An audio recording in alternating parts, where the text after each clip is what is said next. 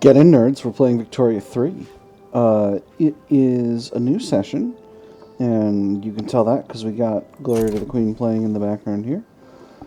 Today, we are going to work on getting our infamy down so that we can go ahead with an attack on the Netherlands to try to grab some more of these states. In the meantime, we've been working on building up our whaling stations to deal with our oil shortage, which is slowly getting solved. Buildings take 10 weeks to get fully employed, so this number is going to keep going up as long as we have new whaling stations getting built. And as you can see down here in the whaling stations list, these are slowly getting employed, but they're being weakened in terms of productivity by the low price of meat. So let's go ahead and start exporting some of that. Let's export that to a few different sources, and what that'll do is it will allow these whaling stations to continue to be profitable, because the price of meat will go up just a little bit, and then they can be fully employed. Realistically, it's not worth much, so they're not super duper profitable, but it is what it is. They're moderately profitable, and more importantly, they're producing enough oil that we can do our vacuum canning in our food industries, and that's producing a ton of extra groceries. So, with groceries being pretty affordable at this point, let's see if we can't export some of them. And indeed, Russia will be more than happy to purchase our groceries. So that's great. Very good. Russia is in a war with Great Britain against Japan, because Great Britain wants a treaty port and Japan does not want to give Great Britain a treaty port. Well, that is very interesting, but it doesn't apply to us at this time. Let's see, just reminding myself what we're doing here. Building up dye resources, yep, that's something we need to do. Got another round of railways under construction. How's transport? Transport's still pretty good at a balance point. I'm trying to keep an eye on that because I need to know when I need to go to steel passenger carriages, because that'll produce an additional 2,000 steel passenger carriages, more once an additional 2,000 transport. Once we've got our new railway expansion. Glass is still in a little bit of a rough place, but again, the thing about glass is we can't have more glass until we're having more porcelain, because that's just the nature of that beast.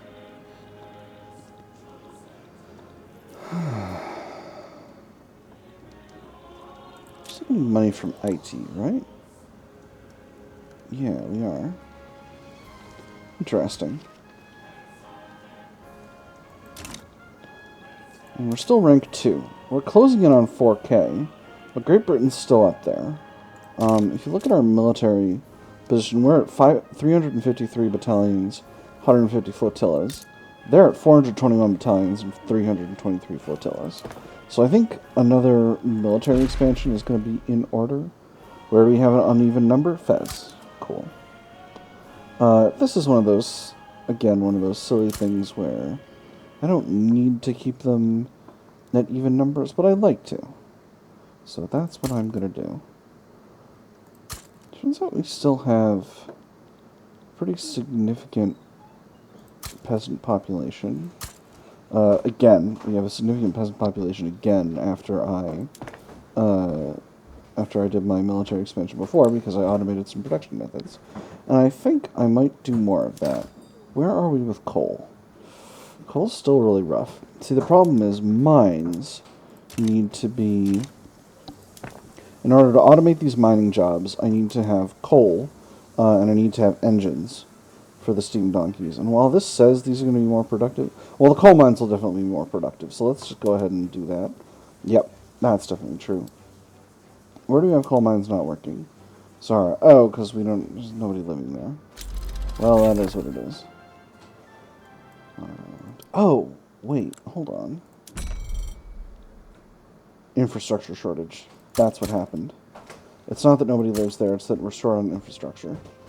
Short on infrastructure in a lot of these areas, actually. I should have been more careful with that. But it is what it is. Let's go ahead and build up some railways, and I'm going to tick those to the top, actually.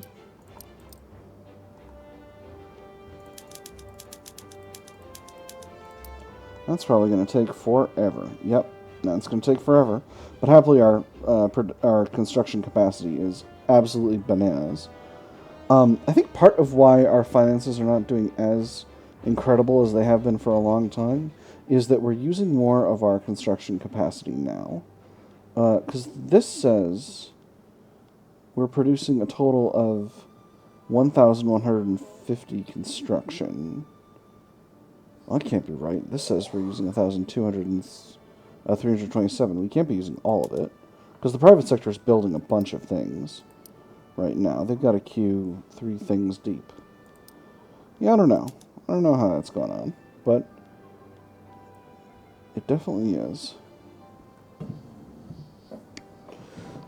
So anyway, so we'll get those railroads built, and then we'll have a little bit more coal in our market from all the coal mines I just built without having enough infrastructure to actually transport the coal to my market, like a big hero would do. A little bit short here as well. Get that built. Just do a quick sweep here and make sure I don't have anywhere where we have a shortage of infrastructure. It's all looking good.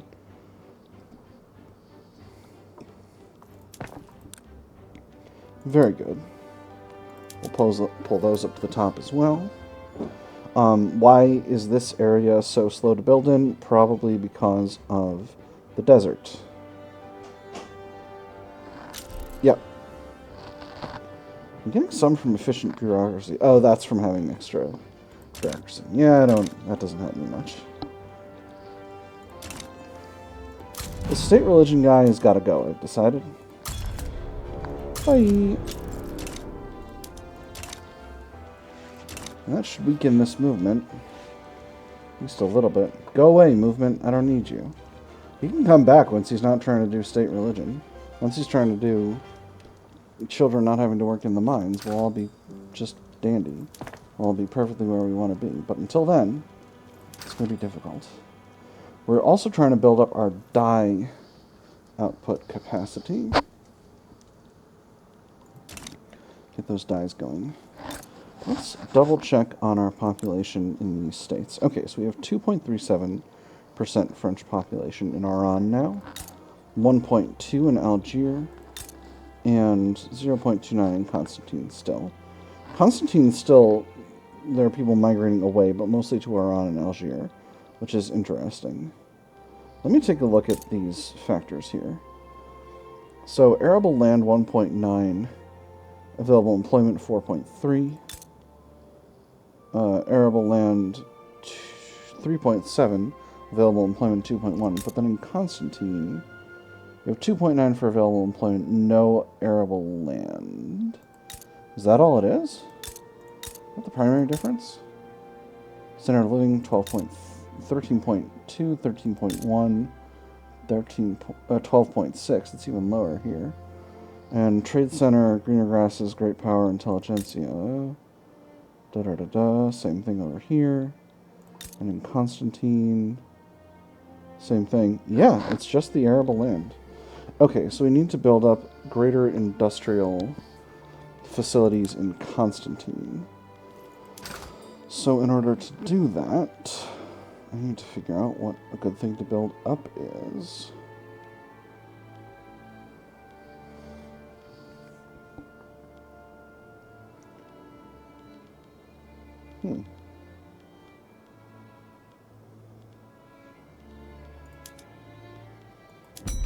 Furniture is very cheap. I could export some of that.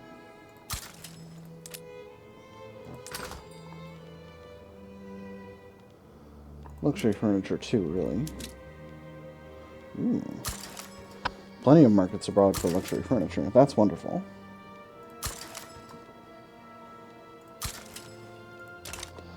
So, and this will not shock you, the reason I'm doing that is because, oh, we're short on tax cap here, and infrastructure. Alright, so, throw down an extra 3, government admin, throw down an extra 2 railways, and then we'll just do 5 each of furniture manufactories and textile mills. And you know what? We'll produce 10 levels of motor industries as well. And that should create some more migration attraction. So where are we going to put that in our... Okay, we finished all our dye plants. So I think we'll put these actually at the top of the... Yeah, we're going to put them way higher up. In fact, we're going to put them essentially all the way at the front. But before we do that, we're going to grab all these railways and put them at the front there. That should finish that out, and then we'll do our big railway expansion in La Métropole.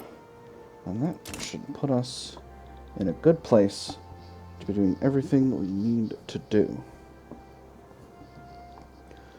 Because I'm very interested in this event. I mean, you French people in those places for this to work, so that's how it'll be. But happily, there's a lot of construction capacity available, and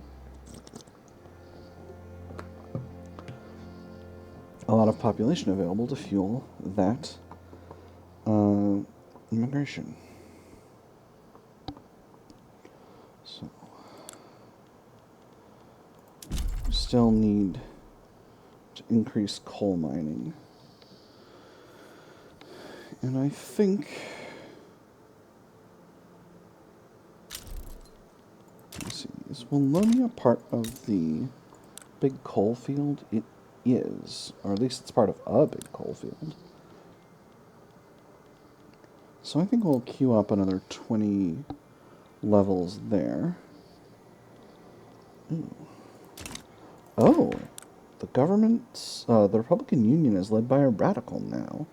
That's interesting. So they will likely pair up with the Democratic Alliance next time, which I would prefer it if they didn't. But maybe if they all get together with the petite bourgeoisie, that might be functioning. We'll see. We'll see how it goes. We seem to have another shortage of authority, which is unfortunate, but it also kind of is what it is. I want to take a little bit of a look at where we are with our our movement to enact state religion. Finally went goodbye. So that's nice. We got that. I want to take a look at where we are vis-a-vis the world. I just want to give you a little bit of a showcase of what we're doing with that. So we are at number 1 for GDP. We are at 2/3. We are 50% higher than Great Britain, almost twice as much as Great Qing, 3 times as much as the British Raj, and more than 3 times as much as our nearest continental European rivals, Russia and Austria. Russia is not even on here. It is very small. In terms of GDP per capita, we're at number 3, and there is no contest in this category except for much smaller economies, with the exception of Great Britain, which is below us by a bit. We're exceeding them by about 10%. Literacy is going up, and this is happening because we just increased education investment. Oh, getting people from Galicia. Wonderful. Because we just increased education investment. How much are we paying in welfare right now? Not much. Let's go ahead and increase our Social Security investment as well.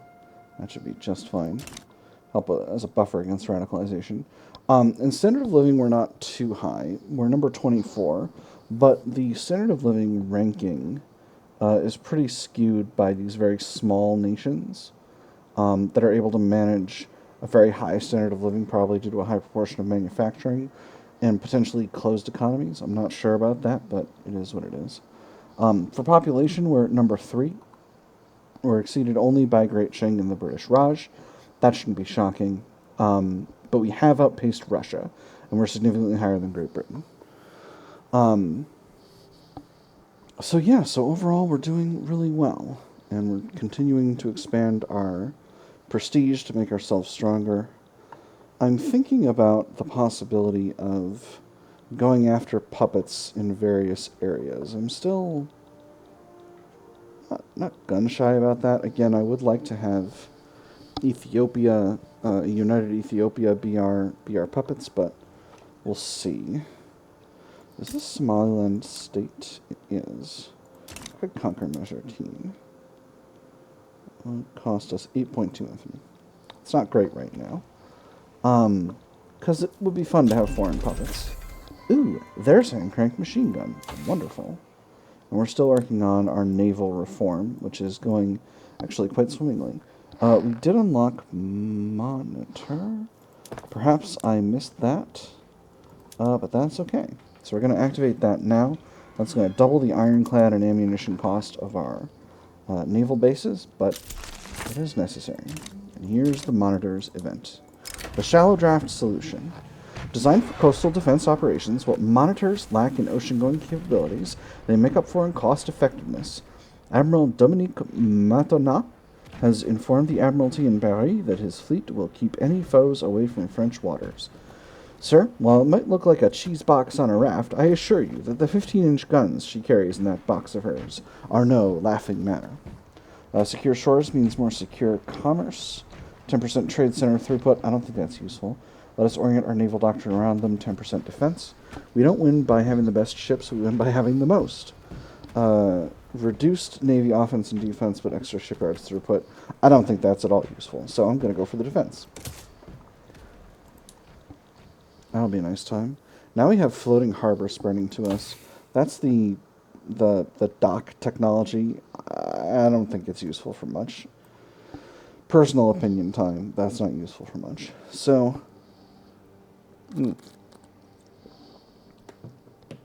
we're continuing to increase in literacy, and that's continuing to raise our innovation cap.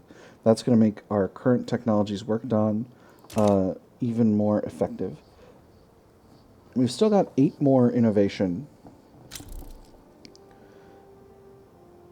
Nice. We've still got 8 more innovation that we can have flow into our current, that we can have as overflow. But once we get past that, we'll need to expand our universities even further. We do have a small movement to enact total separation of church and state. I'm going to wait on that for now. For those of you who've been following the community tab, there's actually a poll up currently about whether we want more, whether we want to potentially shoot for state atheism in this run or not. So, I'm waiting on that to figure that out. A torrent of gin and beer. The Republican Union's anti-alcohol policy is hurting their electoral prospects as scores of thirsty voters flock to the Democratic Alliance, hoping that a changing government will see an end to the country's temperance policies. Resist temptation? I'll tell you what tempts me. Shoving this beer here up you moralizing teetotalers you-know-wheres. I want a drink, I'll have a drink, and you shan't let me. And if you shan't let me, I'll go to those that will. No beer, no vote. That gives extra momentum to the Democratic Alliance. Or run a smear campaign. This reduces our momentum. It gives them a little bit of momentum. That's a shame, because I thought these two folks would go together. But I'm going to go for this one, and we'll see how that goes.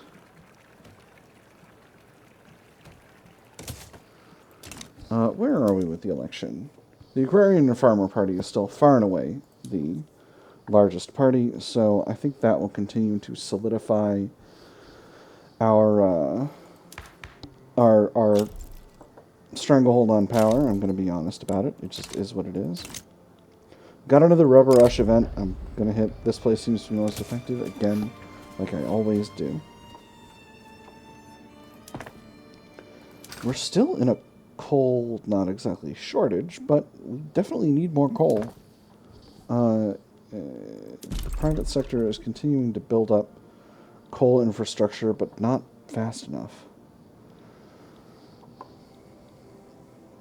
Finding new and interesting places to get coal out of the ground. Let's build up. I want to build up more in Timbuktu, but I don't want to be... Oh, they can't employ. Why can't you employ? Your cash reserve is growing. Unable to hire. Why?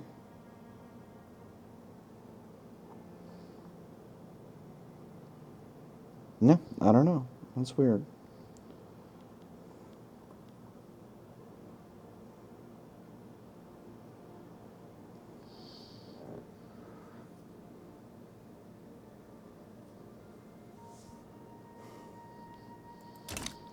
Not sure. Not sure what's going on there. But building up coal infrastructure is the way to go. I'm going to put Steam Donkey method into activity in our gold mines, I think, first of all. That does make them more productive. What about the lead mines? That does make them a little more productive, and the sulfur mines makes them more productive as well. Alright, now the hard part, we're going for the iron mines. That does increase their profitability, despite the fact that it's using even more coal. It's also using more engines, but we're building up a bunch of those in Constantine, so that should continue to provide us with a sufficiency of engines to get the things done that we need to do. Great Britain is no longer at war with the shogunate of Japan. Bully for them. Our reputation is getting better and better. Bully for us. I was going to say, I thought this... that was... The ideas of the Republican Union have been raising interest throughout their country, leading to potential turmoil. Those who profess to favor freedom yet depreciate agitation are people who want crops without plowing the ground. They want rain without thunder and lightning. They want the ocean without the roar of its many waters. And they should expand further. This gives us 2% radicals in Provence, but 20% momentum. They're compromising the unity of the French Union. This weakens the trade unions, the intelligentsia, and the industrialists. Or someone should convince them to stop. This gives a bunch of radicals in Provence and reduces momentum. I'm going to say they should expand even further, because that's my ruling party, and I want them to have a lot of momentum in the election so that we can continue to have a legitimate government.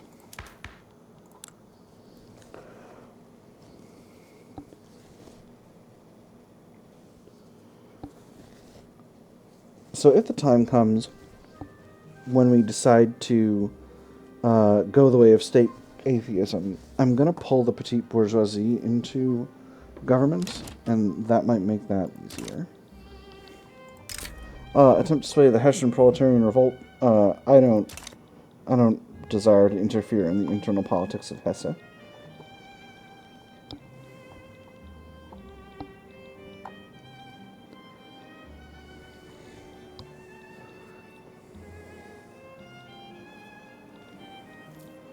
Hesse is adjacent to me, but... Oh no, this is Hesse Kassel. This isn't Hesse at all. They should call themselves the Hesse Kasselian proletarian revolt.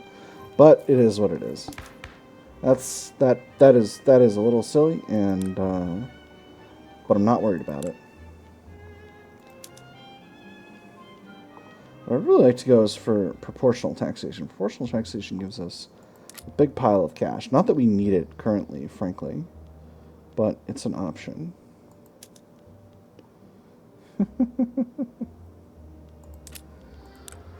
I know historically the Bonapartes wanted to be autocratic, but let's see how we can accomplish that with our current situation. We can't do technocracy. Nobody likes that. I have tried to run as technocracy, which is an interesting animal. Great Britain is going after Brunei. Well, curious.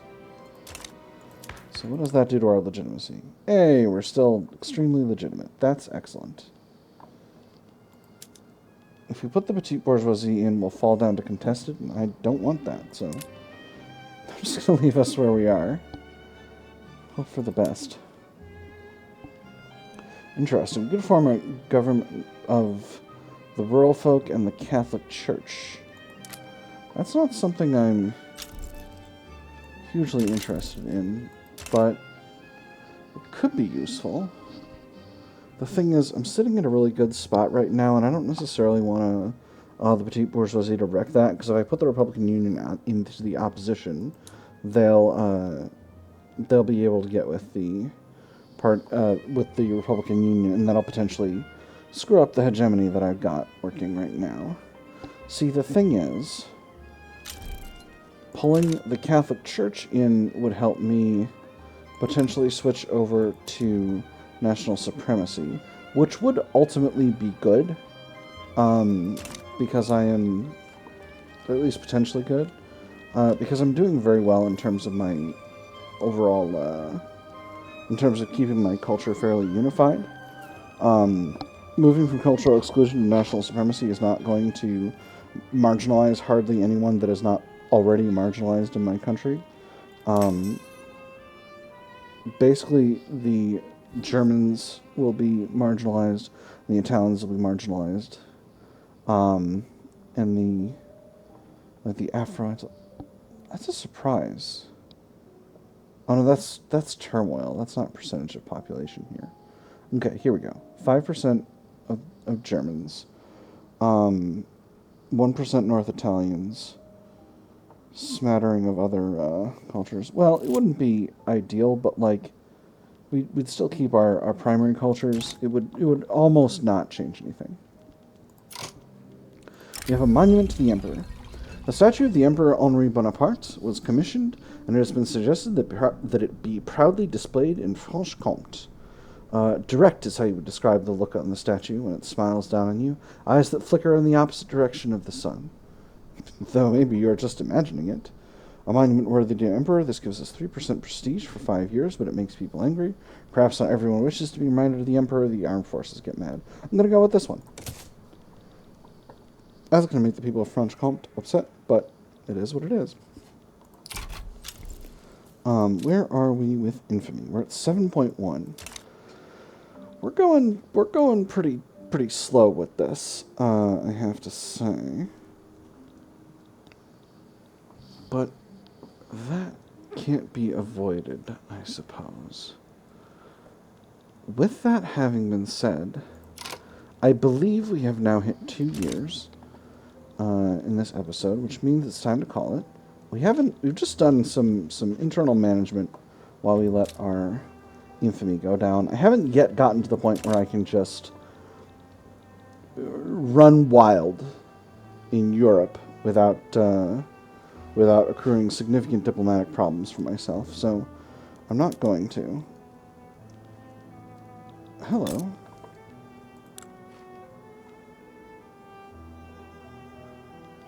Our alliance with Austria appears to have fallen off. That's curious. I wonder how that happened. Grifter. Well, that's not great. Well, that's a shame. I can't improve relations because relations are already really good.